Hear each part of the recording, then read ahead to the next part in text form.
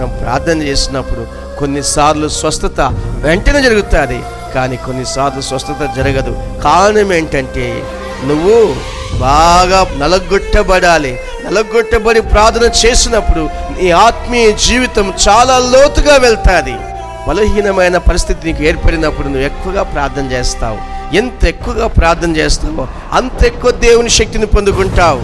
మనసును గర్వించి పడిపోకుండా ఉండటానికి నీ శరీరంలో ఉంచబడిన ఒక ముళ్ళు, అది నువ్వు హెచ్చిపోకుండానట్లు ఈ ముళ్ళు వచ్చి నిన్ను బాధ పెడతాది, ఈ రోగం వచ్చి నిన్ను బాధ పెడతాది.